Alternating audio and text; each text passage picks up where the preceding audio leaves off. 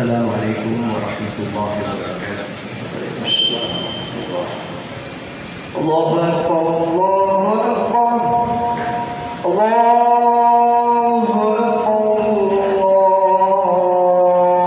أكبر. أشهد أن لا إله إلا الله. أشهد أن لا إله إلا الله.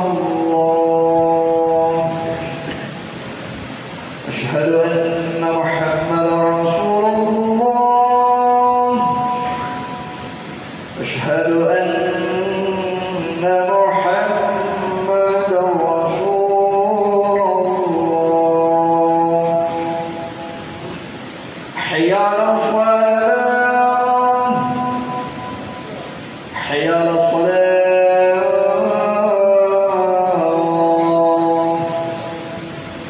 حي على الفلاح.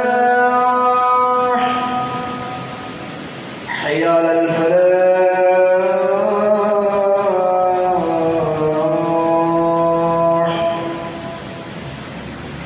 الله أكبر الله أكبر. لا إله إلا الله.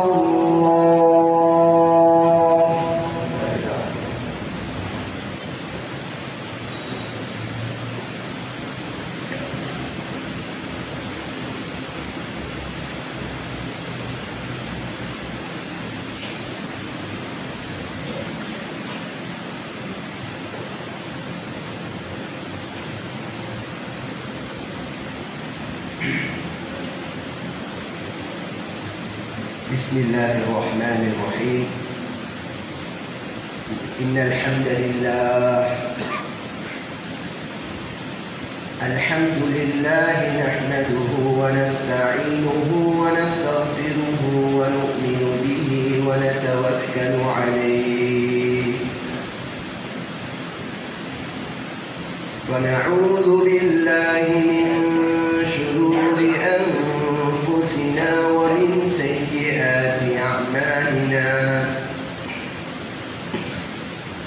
من يهد الله فلا مضل له ومن يضلل فلا هادي له. أشهد أن لا إله إلا الله وحده لا شريك له. وأشهد أن سيدنا ونبينا ومولانا محمدا عبده ورسوله. اللهم صل على سيدنا محمد وعلى آل سيدنا محمد وبارك وسلم عليه تسليما كثيرا كثيرا. أما بعد، فيا عباد الله، أوصيكم ونفسي أولا بتقوى الله. فقد قال الله تعالى في محكمه التنزيل: أعوذ بالله من الشيطان الرجيم. بسم الله الرحمن الرحيم. لن ينال الله لحومها ولا دماؤها ولكن يناله التقوى منكم. صدق الله العظيم. قال النبي صلى الله عليه وسلم في الأضحية لصاحبها بكل شعبة حسنة. رواه الترمذي أو كما قال عليه الصلاة والسلام. அருளாளன் அன்புடையோன் அல்லாஹ்வின் பெயரை கூறி இந்த குதுபா பிரசங்கத்தை ஆரம்பம் செய்கிறேன். புகழ் அனைத்தும் அல்லாஹ்வுக்கே உரித்தாகட்டும். அல்ஹம்துலில்லாஹ். சலாத் என்னும் கருணையும் சலாம் என்னும் ஈடேற்றமும் ஹதரத் முஹம்மது ரசூலுல்லாஹ் ஸல்லல்லாஹு அலைஹி வஸல்லம் அவர்கள் மீதும் அன்னாருடைய குடும்பத்தார்கள், சஹாபாக்கள், தாபிஊன்கள், தபஉ தாபிஈன்கள், முஃமினான ஆண்கள் பெண்கள் அனைவரின் மீதும் என்றென்றும் உண்டாகட்டும். புனிதமிக்க ஜும்ஆவுடைய கடமையை நிறைவேற்றுவதற்காக வேண்டி இறையல்லாஹ் மஸ்ஜிதில் இஅ்திகாஃப் நியத்துடன் வந்தமர்ந்திருக்கும் அல்லாஹ்வின் நல்லடியார்களே, இஸ்லாமிய சகோதரர்களே, வல்லவன் அல்லாஹ் நம்முடைய இருளக வாழ்க்கையுடைய வெற்றிக்காக வேண்டி என்னென்ன விடயங்களை எல்லாம் எடுத்து நடக்குமாறு ஏவிருக்கிறானோ அத்துணை விடயங்களையும் எடுத்து நடக்குமாறும், வல்லவன் அல்லாஹ் நம்முடைய இருளக வாழ்க்கையுடைய வெற்றிக்காக வேண்டி என்னென்ன விடயங்களை எல்லாம் தவிர்த்து வாழும்படியாக தடை விதித்திருக்கிறானோ அத்துணை விடயங்களையும் முற்றுமுழுதாக தவிர்த்து வாழ்ந்து கொள்ளும்படியாகவும், வாழ்க்கையில் எல்லா கட்டங்களிலும் அல்லாஹ்வை பயந்து அஞ்சி தக்வாவை தன்னுடைய வாழ்க்கையில் லட்சியமாக எடுத்துக் கொள்ளும்படியாகவும் முதலில் அடியேனாகி எனக்கும் அடுத்தது உங்கள் அனைவருக்கும் வசியத்தும் நசீஹத்தும் செய்து கொள்கிறேன். உஸீகும் பித்தக்வல்லாஹ். கண்ணியத்துக்குரிய அல்லாஹ்வின் நல்லடியார்களே, இஸ்லாமிய சகோதரர்களே, நாம் இன்று அஷ்ஹுருல் ஹுரும் என்று சொல்லக்கூடிய கண்ணியமான ஒரு மாதத்திலே துல் கஅதாவுடைய கடைசி பகுதியிலே பிற 24வது அந்த நாளிலே இருக்கிறோம். சங்கையான மாதம் என்று சொல்லும் போது 4 மாதங்கள் அது குர்ஆனில் அல்லாஹ் சொல்கிறான். துல் கஅதா, அதை தொடர்ந்து வரக்கூடிய துல் ஹிஜ்ஜா, அதை தொடர்ந்து வரக்கூடிய முஹர்ரம், அடுத்து ரஜப். இதே துல் கஅதாவுடைய கடைசி பகுதியில் நாம் இருக்கிறோம். அடுத்ததாக துல் ஹிஜ்ஜாவை, ஹஜ்ஜுடைய அந்த மாதத்தை எதிர்நோக்கி கொண்டிருக்கிறோம். நம்மில் சிலர் அந்த காபத்துல்லாவை ஹஜ் செய்வதற்காக வேண்டி சென்று விட்டார்கள். இன்னும் சிலர் செல்வதற்கு தயாராக இருந்து கொண்டிருக்கிறார். அல்லாஹ் தஆலா அவர்களுடைய ஹஜ்ஜை கபூல் செய்வானாக. நம் அனைவருக்கும் அந்த பைத்துல்லாவுக்கு ஹஜ் செய்யக்கூடிய, சென்று ஹஜ் செய்யக்கூடிய பாக்கியத்தை அல்லாஹ் நமக்கு நசீபாக்குவானாக. கண்ணியமானவர்களே, அந்த துல் ஹிஜ்ஜா என்று சொல்லும் போது அதனுடைய அந்த ஆரம்ப பகுதிகள் அல்லாஹ் சில இடத்துல சூரத்துல் ஃபஜ்ர்ல வல் ஃபஜ்ர் வலயாலின் அஷ்ர் சத்தியமிட்டு சொல்கிறான். ஃபஜ்ர் நேரத்தின் மீது சத்தியமாக, வலயாலின் அஷ்ர் 10 இரவுகளின் மீது சத்தியமாக என்று அல்லாஹ் சத்தியம் சொல்கிறான். கண்ணியமானவர்களே, உலமாக்கள் சொல்கிறார்கள், அந்த 10 இரவு என்று சொல்லுவது அந்த துல் ஹிஜ்ஜாவுடைய ஆரம்பமாக வரக்கூடிய அந்த 10 நாட்கள் தான். அது மிகவும் பெருமதி வாய்ந்தது என்பதை உணர்த்துவதற்காக வேண்டிதான் அல்லாஹ் தஆலா அந்த நாட்களின் மீது சத்தியம் செய்கிறான். ஸல்லல்லாஹு அலைஹி வஸல்லம் அவர்கள் சொன்னார்கள், புகாரில வரக்கூடிய ரிவாயத், இப்னு அப்பாஸ் ரலியல்லாஹு அன்ஹு அவர்கள் அறிவிக்கிறார்கள், மா மின் அய்யாமின் அல் அமலு ஸாலிஹு ஃபீஹா அஹப்பு இலல்லாஹி மின் ஹாதிஹில் அய்யாம், யானி அய்யாம் அல் அஷ்ர். ஸல்லல்லாஹு அலைஹி வஸல்லம் அவர்கள் சொன்னார்கள், அல்லாஹ்வுக்கு சாலிஹான அமல்கள் செய்வதில் ஆகவும் விருப்பமான நாட்கள் அது அய்யாமுல் அஷ்ர், ஆரம்பமாக இருக்கக்கூடிய துல் ஹிஜ்ஜாவுடைய அந்த 10 நாட்களில் செய்யக்கூடிய அமல்கள் தான் என்று அருமை ரசூல் ஸல்லல்லாஹு அலைஹி வஸல்லம் அவர்கள் சொன்ன நேரத்தில் சஹாபாக்கள் உடனே கேட்டார்கள், காலு யா ரசூலல்லாஹ் வலல் ஜிஹாது ஃபீ சபீலில்லாஹ், அல்லாஹ்வுடைய பாதையிலே யுத்தம் செய்வதை விடவும் சிறந்ததா அந்த நாட்களிலே அமல் செய்வது என்று கேட்ட நேரத்தில் நாம் ஆம், அல்லாஹ்வுடைய பாதையில் யுத்தம் செய்வதை விடவும் அந்த நாட்களிலே அமல் செய்வது அல்லாஹ்வுக்கு மிகவும் விருப்பமானது என்று அருமை ரசூல் ஸல்லல்லாஹு அலைஹி வஸல்லம் அவர்கள் சொல்லி காட்டினார். இன்னொரு ரிவாயத்தில் சொல்லும் போது இப்னு ஹிப்பான், பஸார் போன்ற ரிவாயத்தில் ஸல்லல்லாஹு அலைஹி வஸல்லம் சொன்னாங்க,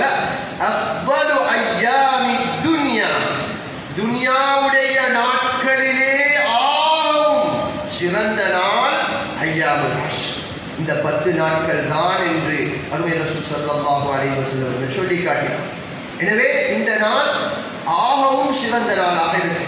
எங்களுடைய வாழ்க்கையிலே பல விடுத்தம் இந்த நாட்கள் துல்ஹிஜ்ஜாவுடைய இந்த ஆரம்ப பகுதிகள் பல விடுத்தம் கழிந்து விட்டன என்றாலும் ஒவ்வொருத்தரும் யோசிச்சு பார்ப்போம். எங்களோட நாட்களை நாங்கள் அந்த நாட்களை எப்படி நாங்கள் கழிச்சோம், எப்படி எங்களை விட்டு விடைபெற்று சென்றது. சென்ற வருடம் இருந்த எத்தனையோ நபர்கள் நம்மோடு இப்பொழுது இல்லை. கண்ணியமானவர்களே, எனவே நாம் எதிர்நோக்கி கொண்டிருக்கிறோம். சஹாபாக்கள் கேட்டாங்க, யா ரசூலல்லாஹ், இந்த நாட்களில் நாங்கள் என்ன செய்யணும், என்ன அமல்கள் செய்யணும் என்று சொன்ன நேரத்தில் ரசூல் ஸல்லல்லாஹு அலைஹி வஸல்லம் அவர்கள் சொன்னார்கள், அதிகமாக அல்லாஹ்வை திக்ர் செய்வது, தஸ்பீஹாத்துகள், அதிலே இந்த நாட்களில் நேரங்களை பயன்படுத்திக் கொள்ளுங்கள் என்று அருமை ரசூல் ஸல்லல்லாஹு அலைஹி வஸல்லம் அவர்கள் சொன்னார்கள். எனவே கண்ணியமானவர்களே, அப்ப நாங்கள் இந்த நாட்களை எதிர்நோக்கி கொண்டிருக்கிறோம். இன்னும் 4-5 நாட்களுக்கு பின்னால் துல்ஹிஜ்ஜாவை நாம் அடைய போகிறோம். இதிலே அந்த 10 நாட்களும் ஆக விசேஷமானது. இதை நாம் வீணாக கழித்து விடக்கூடாது. இப்பொழுதிலிருந்தே திட்டங்கள் போட்டு குடும்பத்தோடு அழகான அமல்களிலே அந்த நாட்களை கழிக்க வேண்டும். அதுல உள்ள ஒரு நாள் தான் பிறை 9 அரஃபாவுடைய தினம். துல்ஹிஜ்ஜாவுடைய ஆரம்பத்திலிருந்து வரும்போது பிறை 9 அரஃபாவுடைய தினம். இது ஆக விசேஷமான தினம். ஹஜ்ஜாஜிகள் அங்கே அரஃபாவுடைய மைதானத்திலே ஒன்று சேர்ந்து அல்லாஹ்விடத்திலே துஆ செய்யக்கூடிய காட்சிகளை நாம் பார்க்கிறோம். அது விசேஷமான ஹஜ் என்றாலே அரஃபானா. அரஃபாவில் தவிக்கல்லாட்டி ஹஜ்ஜாஜிகளுடைய ஹஜ்ஜிகள் கூட மாட்டார். அந்த நாட்களிலே ஹஜ்ஜாஜிகள் அதிகமாக அல்லாஹ்விடத்திலே துஆ கேட்கக்கூடியவர்களாக ஆகிவிடுவார்கள். தன்னுடைய கஷ்டங்கள் அத்துணையையும் மறந்து அல்லாஹ் தஆலா அந்த காட்சியை பார்த்து அவன் சந்தோஷம் அடைகிறான். ஸல்லல்லாஹு அலைஹி வஸல்லம் அவர்கள் சொன்னார்கள், அல்லாஹ் அந்த ஹஜ்ஜாஜிகளுடைய சிரமத்தை பார்த்து மலக்குமார்களிடத்திலே சொல்கிறான், உந்துரு இலா அப்தி, ஏ மலக்குமார்களே, என்னுடைய அடியார்களை நீங்கள் பாருங்கள், எவ்வாறு தலைவிதி கோலமாக உடுப்பெல்லாம் புழுதி படித்தவர்களாக தன்னுடைய பணத்தை செலவழித்து தன்னுடைய உடம்பிலே கஷ்டங்களை சுமந்து என்னிடத்திலே எவ்வாறு இறங்குகிறார்கள். எனவே நீங்கள் சாட்சியாக இருங்கள், இந்த அடியார்களுடைய பாவங்கள் எல்லாம் நான் மன்னித்து விட்டேன் என்பதற்கு மலக்குமார்களை அல்லாஹ் சாட்சியாளர்களாக ஆக்குகிறார். அப்படிப்பட்ட சிறந்த, எங்களுக்கு தெரியும், ஹஜ்ஜுக்கு போனவங்க ஸல்லல்லாஹு அலைஹி வஸல்லம் சொன்னாங்க, திரும்பி வரும்போது முறையாக ஹஜ்ஜுடைய கடமைகளை நிறைவேற்றி வருவார்கள் என்றால் அன்று பிறந்த பாலர்களை போன்று எல்லா விதமான பாவங்களிலிருந்தும் அவர்கள் பரிசுத்தமாகி திரும்பி வருகிறார்கள் என்று அருமை ரசூல் ஸல்லல்லாஹு அலைஹி வஸல்லம் அவர்கள் சொன்னார்கள். எனவே ஹஜ்ஜாஜிகள் அவர்களுக்கு அல்லாஹ் அந்த சிறப்பை வைத்திருப்பதை போன்று ஹஜ் செய்யாத ஏனையவர்களுக்கும் அந்த காலங்களில் அல்லாஹ் சிறப்புகளை வைத்திருக்கிறார். அந்த நாளில் அரஃபாவுடைய அந்த பிறை 9 நோன்பை பிடிப்பதை ரசூல் ஸல்லல்லாஹு அலைஹி வஸல்லம் அவர்கள் ஒரு சுன்னத்தான அமலாக ரசூலுல்லாஹ் ஆக்கியிருக்கிறார். அந்த ஒரு நோன்பு ஸல்லல்லாஹு அலைஹி வஸல்லம் அவர்கள் சொன்னார்கள், 2 வருடத்துடைய, முஸ்லிம்ல வரக்கூடிய ரிவாயத் சொன்னாங்க, 2 யுகஃபிரு ஸனத்தல் மாதியா வஸ்ஸனத்தல் காபிலா. ஒரு நாளுடைய நோன்பு முன்னால் உள்ள ஒரு வருடம், பின்னால் உள்ள ஒரு வருடம், 2 வருடத்துடைய பாவத்திற்கு குற்றப்பரிகாரமாக அல்லாஹ் ஆக்குவதாக அருமை ரசூல் ஸல்லல்லாஹு அலைஹி வஸல்லம் அவர்கள் சொன்னார். எனவே அந்த நாளையும் நாம் மட்டுமல்ல, நம்முடைய மனைவி குழந்தைகள் அனைவரும் நோன்பு பிடித்து அந்த அல்லாஹ்வுடைய குற்றப்பரிகாரத்திற்கு உள்ளான ஒரு மனிதர்களாக நாம் ஒவ்வொருவரும் மாற வேண்டும். அடுத்ததுதான் துல்ஹிஜ்ஜாவுடைய அது பிறை 10 வரக்கூடிய பெருநாளுடைய தினம். ஈதுல் அல்ஹா ஹஜ் பெருநாளுடைய தினம். இது விசேஷமான ஒரு தினம். அந்த நாட்களிலே துல்ஹிஜ்ஜாவுடைய அந்த 10 நாட்களிலே ஆகவும் சிறந்த ஒரு தினம் அது ஈதுல் அல்ஹா ஹஜ் பெருநாளுடைய தினம்.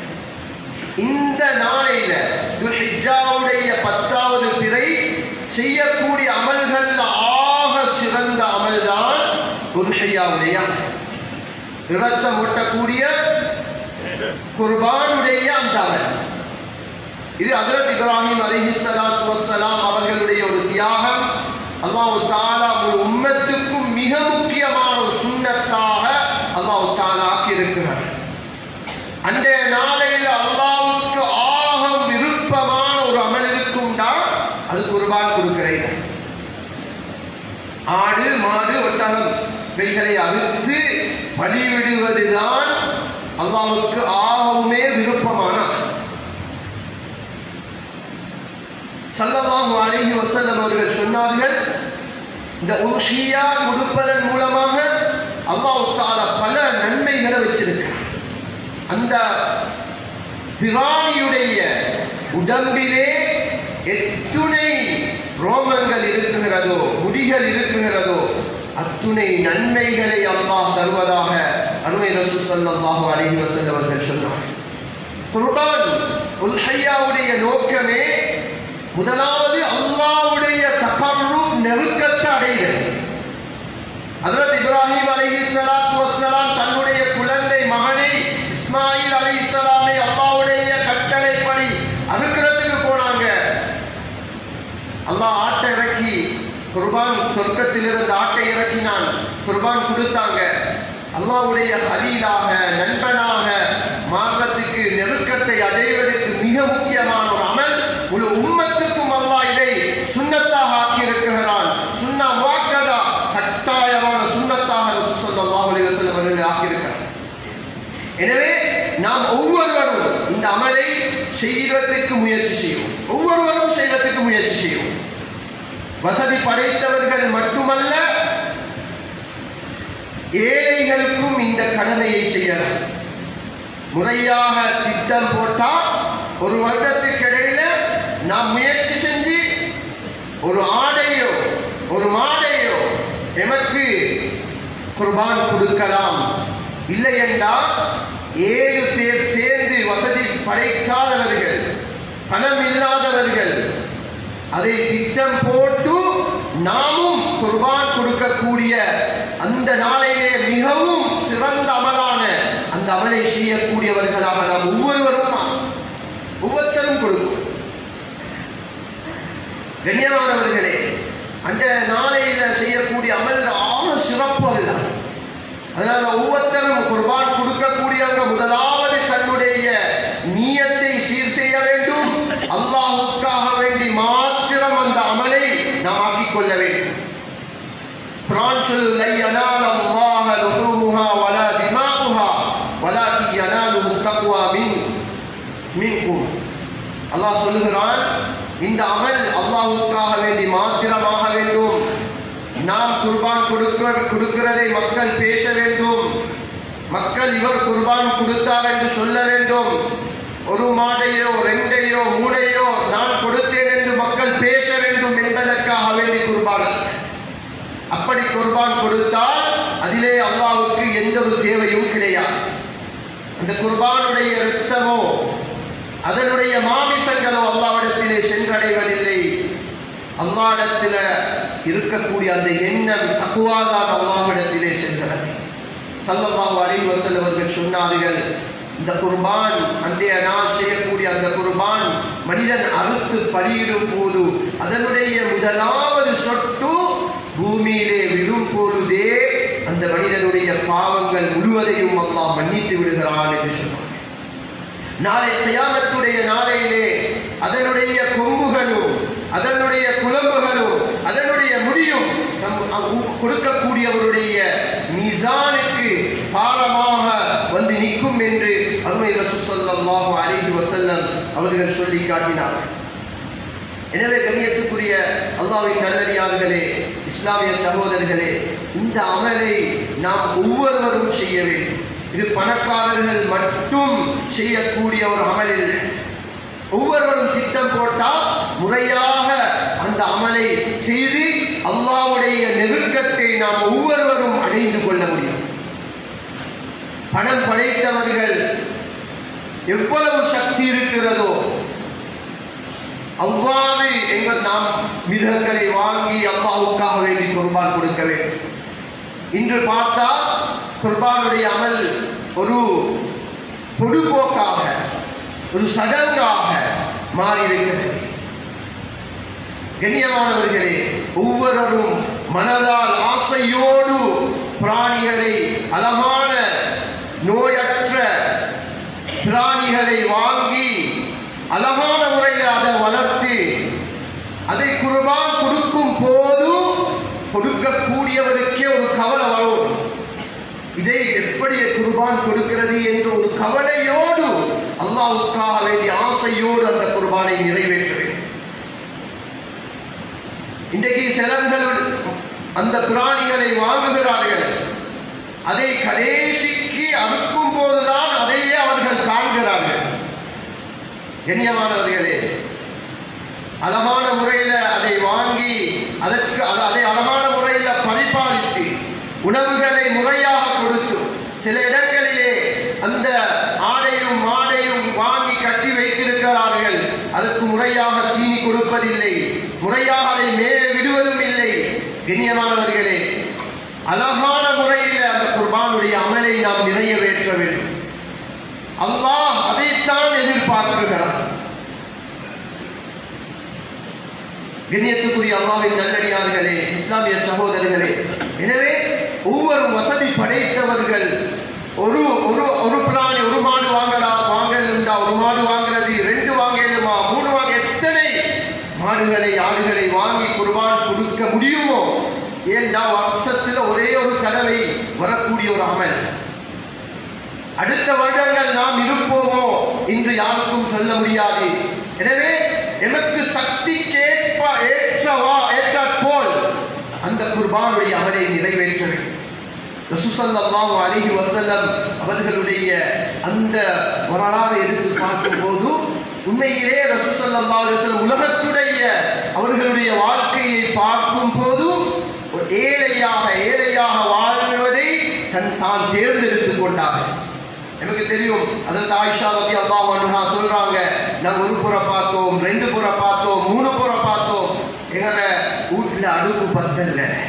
சஹாபாக்கள் கேட்டாங்க, உம்முல் முஃமினீன் அவங்களே, நீங்க அப்ப என்னத்தை சாப்பிட்டீங்க? சொன்னாங்க, அஸ்வதே, பேரித்தம் பழமும் தண்ணீரும் தான் என்னுடைய சாப்பாடாக இருந்தது. இப்படி ரசூலுல்லாஹ்வுடைய உலகத்துடைய வாழ்க்கையை பார்க்கும் போது இவ்வாறு இருந்தது. அல்லாஹ் கேட்டான், நபியே, மக்காவில் இருக்கக்கூடிய அத்துணை மலைகளையும் தங்கமாக ஆக்கி தரவா என்று கேட்ட நேரத்தில் ரசூலுல்லாஹ் எதை தேர்ந்தெடுத்தார்கள்? யா அல்லாஹ், ஒரு நாளைக்கு நான் சாப்பிட்டா 2வது நாள் அடுத்த நாள் பசியோடு இருக்கும். முதலாவது நாள் சாப்பிட்டுட்டு அல்லாஹ்விடத்தில் கையேந்தோடும், யா அல்லாஹ், அல்லாஹ்வுக்கு நன்றி செலுத்தி 2வது நாள் பட்டினியோடு அல்லாஹ்விடத்திலே கையை ஏந்த வேண்டும் என்ற அந்த ஏழ்மையை தேர்ந்தெடுத்தார்கள். என்றாலும் ரசூல் ஸல்லல்லாஹு அலைஹி வஸல்லம் அவர்கள் உல்ஹியாவுடைய ஒரு கட்டத்திலே தன்னுடைய தான் 100 ஒட்டகங்களை அல்லாஹ்வுக்காக வேண்டி குர்பான் கொடுத்தாங்க. யோசிச்சு பார்ப்போம், ஒரு மாடு கொடுக்கிறதுக்கு நாங்க இன்னைக்கு யோசிக்கிறோம். ஒரு குடும்பத்தில், ஒரு செல்வந்த குடும்பத்தில் வாப்பா மகன் 3-4 பேர் இருக்கிறாங்க. 4 பேரும் திருமணம் முடிச்சிருக்கிறாங்க. 4 பேரும் யோசிக்கிறாங்க, மசூரா பண்ணி ஒரு மாடை கொடுக்கறதுக்கு முன்னுவாங்க. 3 பேர் ஒன்று சேர்ந்து ஒரு மாடை கொடுக்கறதுக்கு முன்னுக்குவாங்க. ரசூல் ஸல்லல்லாஹு அலைஹி வஸல்லம் அவங்க உலகத்துடைய வாழ்க்கையை ஏழ்மையாக வாழ்ந்தாலும் நாளை ஆகிரத்துக்காக வேண்டி எமக்கு ஒரு பாடமாக உல்ஹியாவுடைய சந்தர்ப்பத்தில் 100 ஒட்டகங்களை குர்பான் கொடுத்து 63 ஒட்டகங்களை தன்னுடைய கையால் அறுத்தாங்க. சுப்ஹானல்லாஹ். ஆடை விட மாடு விடக்கூட, மாடை விட ஒட்டகம் விடக்கூட. 100 ஒட்டகம் கொடுக்கிறதாக இருந்தான். கண்ணியமானவர்களே, உலகத்துடைய வாழ்க்கை இது நிரந்தரம் அல்ல, முடிஞ்சு போயிற்று. நாளை கியாமத்தில் ரசூலுல்லாஹ் சொன்னாங்க, நாங்க கொடுக்கக்கூடிய இந்த குர்பானுடைய ஆடு மாடு ஒட்டகங்கள் இது வீணல்ல, நாளை கியாமத்தில் இந்த மீசானுக்கு பாரமாக வந்து நிற்கும். எத்தனை கொடுக்கிறோமோ, எவ்வளவு கொடுக்கிறோமோ, எவ்வளவு அல்லாஹ்வுடைய நம்பிக்கையோடு ஆசையோடு இந்த அமலை நிறைவேற்றுகிறோமோ, அந்த அளவு நாளை கியாமத்தில் என்ற மீசான் பாரமாக. அல்லாஹ் அதைத்தான் சொல்லுகிறான். ஒவ்வொருத்தரும் நீங்க அவளை செக் பண்ணி பாருங்க. யா அய்யுஹல்லதீன ஆமனு தகுல்லாஹ், அல்லாஹ்வை பயந்து கொள்ளுங்கள் என்று சொல்லிட்டு அல்லாஹ் சொல்றான். வல் தன்துர் நஃப்சுன் மா கத்தரத் லிகாத். ஒவ்வொருத்தரும் நீங்க அவளை செக் பண்ணி பாருங்க. உலகத்தில் அல்லாஹ் தந்த சந்தர்ப்பங்கள்ல எதை நீங்க நாளை கியாமத்துக்காக வேண்டி முற்படுத்தி இருக்கிறீங்க என்றதை செக் பண்ண சொல்லி அல்லாஹ் சொல்றான். எனவே கண்ணியமானவர்களே, அல்லாஹ் தந்திருக்கக்கூடிய சந்தர்ப்பமே அல்லாஹ்வுடைய நெருக்கத்தை அடையிறதுக்கு ஆக சிறந்த ஒரு அமல் அன்றைய நாள் செய்யக்கூடியது குர்பானுடைய அமல் தான்.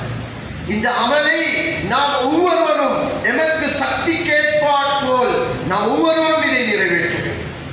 எத்தனை பிராணிகளை வாங்கி குர்பான் கொடுக்கிறோமோ அல்லாஹ்வுக்காக இந்த அமலை நிறைவேற்றும். இதை நிறைவேற்றும் போது முறையாக நிறைவேற்றப்பட வேண்டும்.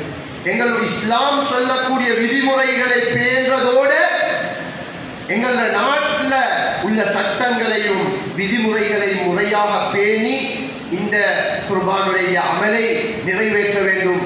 யாருக்கும் பாதகம் இல்லாமல் இந்த அமல் நிரந்தரமாக நாங்கள் அழகான முறையில் யாருக்கும் இடையூறு இல்லாமல் இதற்கு பின்னாலும் நாம் முறையாக செய்யணும்டா இதை செய்யக்கூடியவங்க முறையாக அதனுடைய சட்டங்களை பேணி முறையாக நிறைவேற்றும் போதுதான் இதற்கு பின்னாலே முறையாக அதை செய்வதற்குண்டான வழிகளை அல்லாஹ் திறந்துகிறோம்.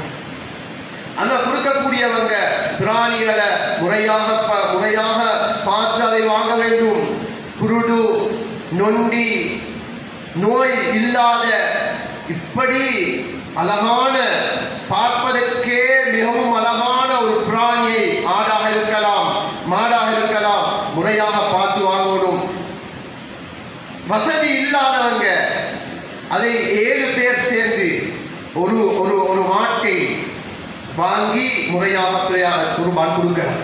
அதை உலமாக்கள் இடத்துல முறையாக சட்டங்கள் பேசக்கூடிய இடம் அல்ல என்பர் முறையாக உலமாக்களை அணுகி எவ்வாறு கொடுக்க வேண்டும் என்பதை முறையாக அதை கேட்டு அந்த கடமையை நாம் நிறைவேற்றுவது.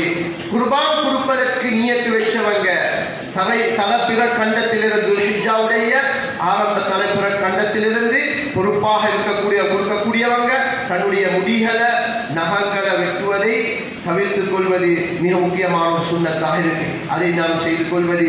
அதே மாதிரி நாம் அதனுடைய குர்பானை கொடுக்கும் போது முறையாக அதை நாம் கத்தியை தீட்டிக் கொள்வது. 2 மிருகங்கள் பார்த்து கொண்டிருக்கும் போது அதை நாம் இன்னொன்றை அது எல்லா இடங்களும் அதிகமான இடங்கள்ல இந்த இது நடக்கும். கூட்டு குர்பான் கொடுக்குற இடங்கள்ல ஒரு மாட்டுக்கு முன்னாலே இன்னொரு மாடை கொண்டு வந்து அறுக்கிறான். இது ஒரு நல்ல செயல் அல்ல. அதை நாம் தவிர்த்து கொள்வது. அதே மாதிரி நாம் குர்பான் கொடுக்கும் போது அந்த மாட்டை வாங்கும் போது முறையாக அதனுடைய பற்றுச்சீட்டுகளை, மாட்டுக்குரிய பற்றுச்சீட்டு, அதே மாதிரி அந்த PHA உடைய முறையான லெட்டர்கள் முறையாக எடுத்து முறையாக நாங்கள் அந்த குர்பானை கொடுப்பது. அதே மாதிரி குர்பான் கொடுக்கும் போது ஆக முக்கியமானது தான் அதனுடைய கழிவுகளை நாங்கள் கண்ட மாதிரி அங்கே போடுவதல்ல. இப்பொழுதிருந்தே குர்பான் கொடுப்பதற்குண்டான ஏற்பாடுகளை நாம் செய்து அந்த இடத்தை தயார் செய்து கொள்வது. அதை கழிவுகளை போடுறதுக்கு முறையான இடங்கள்ல மிருகங்கள் தோண்டி வெளியெடுத்து வீசக்கூடிய அளவில் இல்லாமல் முறையாக கழிவுகளை நாங்கள் ஆக்கிக் கொள்வது. அதே மாதிரி நான் குர்பானுடைய விடயம் வந்த இந்த கழிவு என்று வரும்போது ஞாபகம் வரத்தால நான் சொல்றேன். பல தடவைகள் மின்பர்ல இந்த விடயங்கள் ஞாபகப்படுத்தப்பட்டிருக்கிறது. கழிவு என்று வரும்போது குர்பானுடைய காலங்கள்ல மட்டும் வீசக்கூடிய கழிவுகள் அல்ல, ஏனைய காலங்கள்ல நாங்கள் வீசக்கூடிய கழிவுகளையும் நாங்கள் கண்ட மாதிரி ரோட்டுகளையும் மற்றவர்களுடைய காணி பூமிகளையும் அதை வீசுவதை முழுமையாக நாங்கள் தவிர்த்து கொள்ளணும். இது ஹராமான விடயமாக இருக்குது. கண்ணியமானவர்களே, எங்கட இடங்கள்ல யாராவது கழிவு கொண்டு வந்து வீசுறத நாங்கள் யாரும் விரும்புவோமா? சிலர்கள் பொதுவான இடங்கள்ல, அது பாடசாலை வளாகங்கள்ல, அதே மாதிரி மஸ்ஜிதுடைய வளாகங்கள்ல தன்னுடைய அந்த கழிவு பொருட்களை வீசிவிட்டு போறாங்க. கண்ணியமானவர்களே, கொஞ்சம் யோசிச்சு பார்ப்போம். எங்கட தோட்டத்துக்குள்ள, எங்கட வளாகங்களுக்குள்ள கழிவு பொருளை யாராவது வீசிட்டு போய்த்திருந்தா நாங்கள் அதை பார்த்து சந்தோஷப்பட்டு அவர்களுக்கு துவா செய்வோமா? பதுவாவான வார்த்தைகளை தான் பேசுவோம். கண்ணியமானவர்களே, அதே நிலைமை தான் மற்றவங்களுக்கு செய்வாங்க. இன்றைக்கு பார்க்கிறோம், ஒவ்வொரு விதமான நோய்களுக்கு ஒருவர்கள் அதிகமானவங்க பாதிக்கப்பட்டிருக்கிறாங்க. வேறொன்றும் அல்ல, மக்களுடைய பதுவா. கண்ணியமானவர்களே, இந்த விஷயங்களை முழுமையாக கழிவுகளை போடுறதுக்கு முறையாக இடங்களை நாங்கள் திட்டம் போட்டு அதை செஞ்சு கொள்ளணும். நாங்கள் கழிவு போட இடம் இல்லைன்றதுக்காக வேண்டி மற்றவர்களுடைய காணி பூமி அல்ல, அதே மாதிரி ஓடக்கூடிய இந்த ஓடை ஓரங்கள்ல நீர்களை நாங்கள் போட்டுட்டு வீசுறோம். கேட்டா செல்றாங்க, போட்டதுக்கு இடம் இல்லை. அப்படி யாருக்கும் சொல்ல. கண்ணியமானவர்களே, குர்பானுடைய விடயம் மட்டுமல்ல, கழிவுகள் முறையாக அதை வீசி மற்றவர்களுடைய பதுவாக்கள் இருந்து நாம் ஒவ்வொருவரும் எங்களை நாங்கள் பாதுகாத்துக் கொள்ளும். இது பயங்கரமான விடயம். எத்தனையோ தடவைகள் இவைகள் ஞாபகப்படுத்தப்பட்டிருக்கு.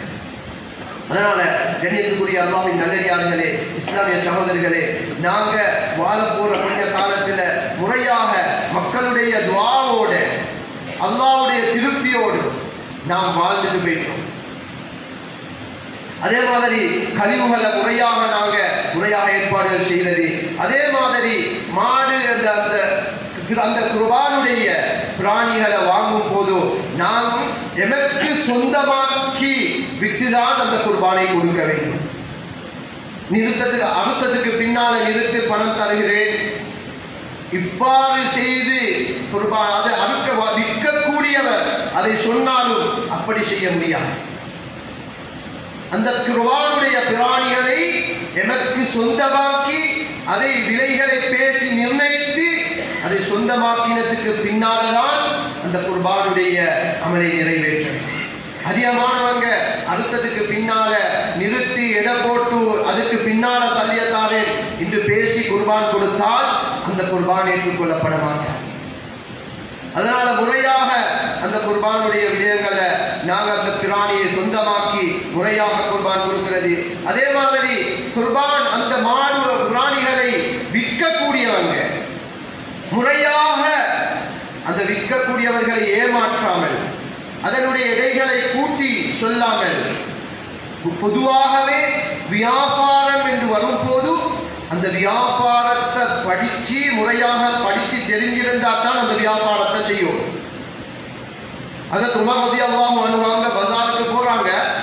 புதுதாக ஒரு நபர் வியாபாரம் செஞ்சு கொண்டிருக்கிறாரு. கேட்டாங்க, வியாபாரத்தில் இந்த வியாபாரத்தை படிச்சுட்டு வந்தா வியாபாரம் செய்வீங்க? இல்லைன்னு சொன்ன நேரத்தில் உடனே ஏற்றி விரட்டினாங்க. வியாபாரத்தை முதலாவது படிங்க, அதற்கு பின்னால் வந்து வியாபாரம் செய்யுங்க. ஒரு வியாபாரம் செய்வதாக இருந்தால் அதனுடைய அறிவு ஒவ்வொருத்தரும் அந்த வியாபாரத்துடைய அறிவு இருக்கிறது. அதுக்கு பின்னால்தான் அந்த வியாபாரம் செய்ய வேண்டும். உண்மையாக ஒருவரை கூப்பிட்டு ஒரு பிராணியை காட்டி இதனுடைய கேட்டு அவருக்கு சொல்லலாம். அப்ப அதற்கு சம்பந்தப்பட்டவங்க அவர்களும் ஏமாறாமல் மற்றவர்களையும் ஏமாற்றாமல் முறையாக அந்த தன்னுடைய வியாபாரங்கள் அமைச்சுக் கொள்ளலாம். அதனாலதான் ரசூல் ஸல்லல்லாஹு அலைஹி வஸல்லம் வியாபாரிகள் நாளைய கியாமத்துடைய நாளையில நபிமார்களோட, சித்தீகீன்களோட, சுஹதாக்களோட இருப்பாங்கன்னு சும்மா சொல்ல. நாளைக்கு சும்மா போய் செய்யலாம்.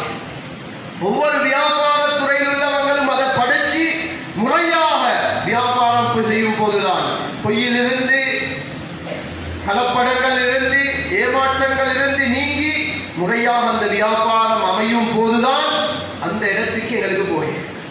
அதனால விற்கக்கூடியவங்களும் முறையாக அந்த விஷயங்களை நாங்கள் செஞ்சு கொள்வது, வாங்கக்கூடியவர்களும் முறையாக அந்த விஷயங்களை பேணி அவர்களை ஏமாத்திராம அவங்களுக்கு விளங்குது இப்படி இந்த பிராணி இந்த இடைக்குது முறையாக அந்த வியாபாரம் சம்பந்தப்பட்ட விஷயங்களை முறையாக நாங்கள் செஞ்சு கொள்கிறோம்.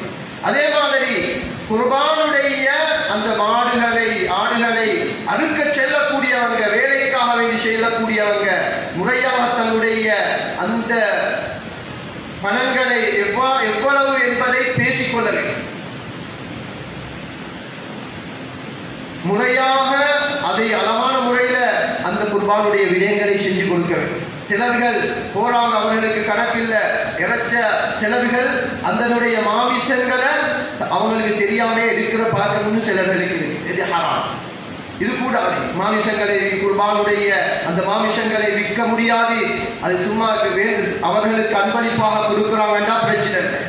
சொல்லி கொஞ்சம் பேரை கூட்டி போயிட்டு அவர்களுக்கும் சேர்ந்து அந்த இறைச்ச கொடுக்கிறது.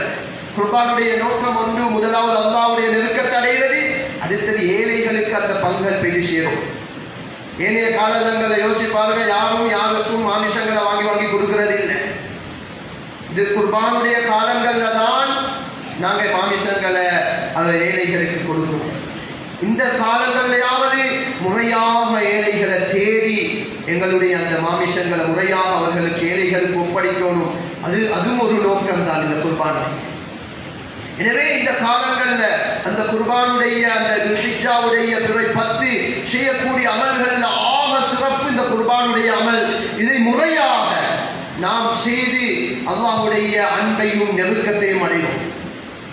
இதுக்காக வேண்டிதான் இந்த காலங்களில் அந்த ரசூல் ஸல்லல்லாஹு அலைஹி வஸல்லம் இதனுடைய பல சிறப்புகளை சஹாபாக்களுக்கு முன்வச்சாங்க.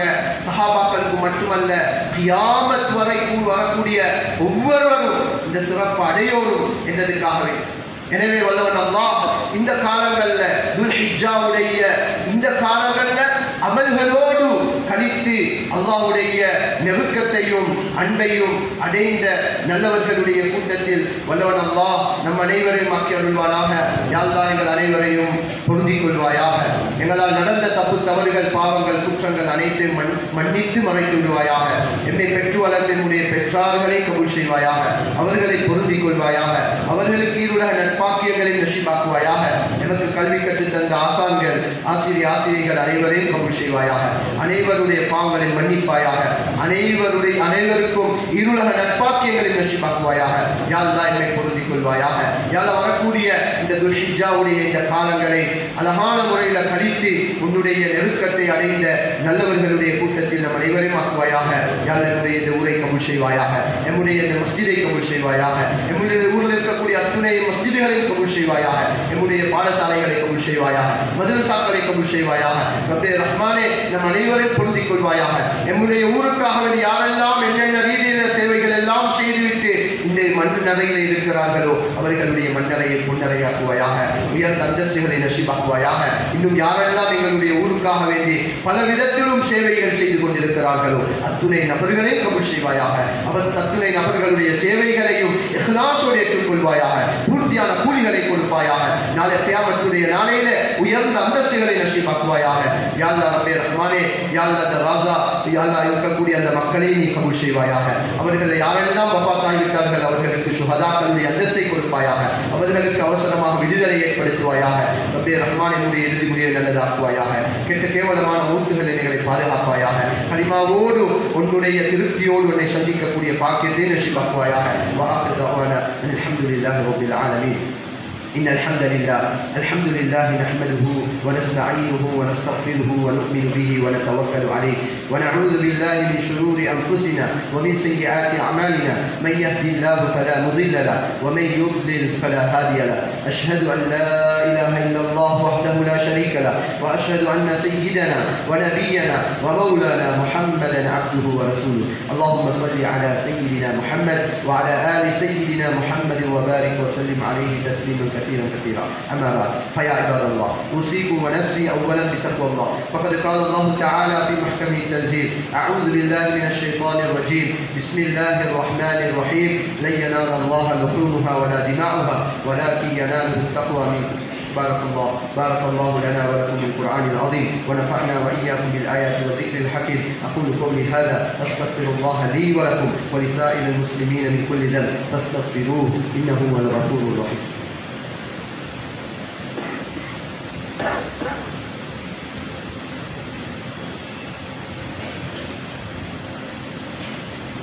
الحمد لله وحده والصلاة والسلام على رسول الله محمد بن عبد الله وعلى آله حزب الله.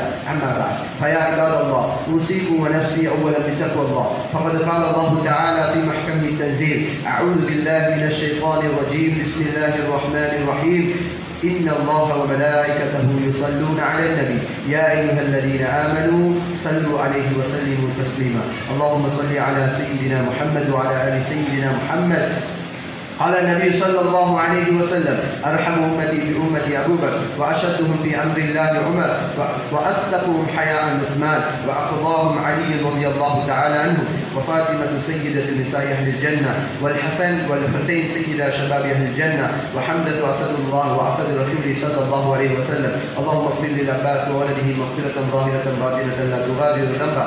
الله في أصحابي لا تتخذوهم غرضا من بعدي فمن أحبهم فبحبي أحبهم ومن أبغضهم فببغضي أبغضهم وخير أمتي قرني ثم الذين يلونهم ثم الذين يلونهم. اللهم اغفر لنا وللمؤمنين والمؤمنات والمسلمين والمسلمات الأحياء منهم والأموات إنك سميع قريب مجيب الدعوة يا قاضي الحاجات فاقض حاجاتنا يا أرحم الراحمين. عباد الله رحمكم الله إن الله يأمر بالعدل والإحسان وإيتاء ذي القربى وينهى عن الفحشاء والمنكر والبغي يعظكم لعلكم تذكرون. واذكروا الله يذكركم وادعوه يستجب لكم ولذكر الله أكبر والله يعلم ما تصنعون.